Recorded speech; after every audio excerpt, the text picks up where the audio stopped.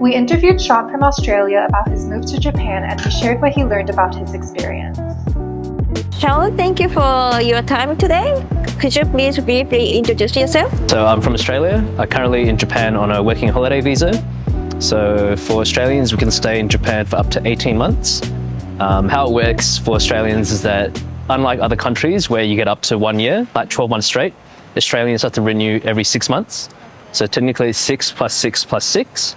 And so how that relates to housing in Japan for me is that it becomes more difficult to find longer term housing for me, because most places would want at least, a year, sometimes 2 years, depending on the place. So in some respects, it has been a bit challenging from a rental point of view for me. Okay. Did you know anything about Japan before you come? Yes, I've been to Japan twice already. So I've been to, Tokyo, Kyoto. It's like all the usual tourist places. So this is my third time now in Japan. I wanted to try living here to see what it was like. Why? Why did you choose Japan? I think the main one is the working holiday visa, because not many countries I can stay for up to 18 months. Oh, really?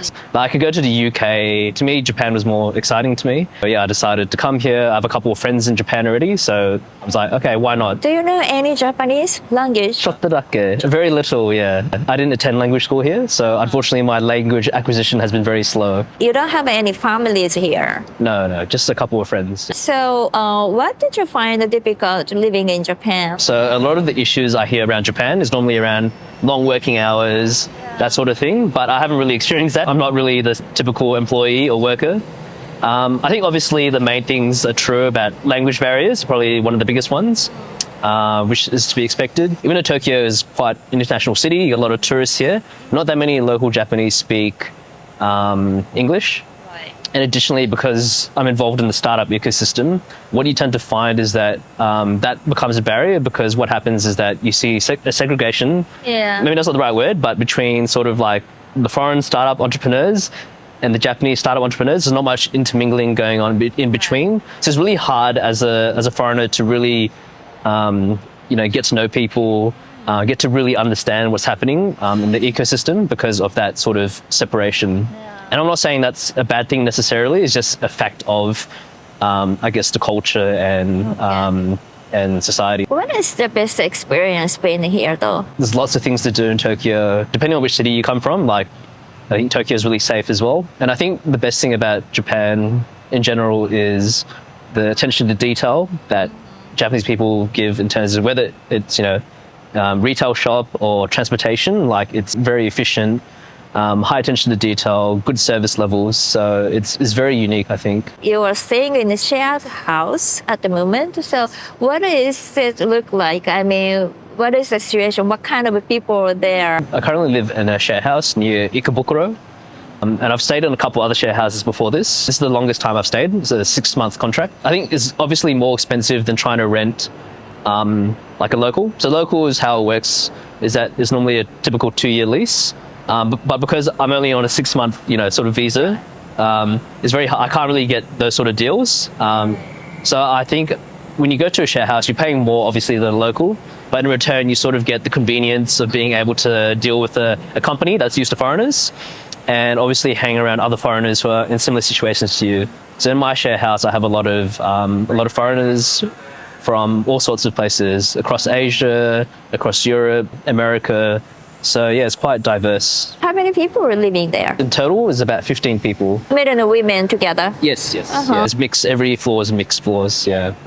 What kind of a city is Ikebukuro? I have to call it like a mix between Akihabara and Shinjuku, sort of like a mix. It's very like city vibes, lots of restaurants. I call it like a concrete jungle. It's not that much nature, so it's good for young people that want to go to arcade gaming, go to restaurants, shopping, so it's sort of good for that sort of people. So why did you choose to live there in Ikebukuro? Number one, the share house was new, so it was newly constructed, so I'm like, okay, this is a good opportunity. The second one, it was next to a JR line, so because I go to Shibuya quite often, I thought it was like, okay, it's on JR Yamanote line. It was quite convenient. It's only like 15 minutes. If you have a green card and you'd like to live in Japan? I think Japan is one of the nicer ones to live in. As I said before, it's very clean. Everything's very safety. So I would consider it, but I feel like other countries to visit as well. I think the major barriers for most foreigners would be finding a job here. Without Japanese fluency, you're sort of limited to either English teaching or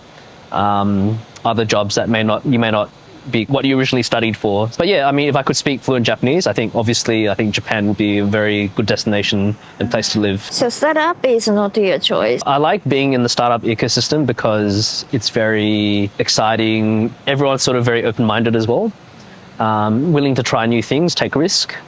But I think generally, because the risk-taking is, they say 90% of startups will fail within the first few years, right? So I think from a risk point of view and probably from a wage point of view is not the best situation or the most stable situation for foreigners. Would you like to give us any comments or advice for new arrivals? Learn the language, that's pretty important. I think most people that come here really want to integrate and be respectful, because I think you're seeing a lot of news about tourists being leaving rubbish everywhere and causing trouble. So I think before coming here, maybe just do a little bit 10 minutes of research before you come here about what to expect, how to behave and so forth, because that is getting a lot of attention nowadays. But otherwise, no, I think people should come here, check it out. If you have an option to do a working holiday, I definitely recommend it.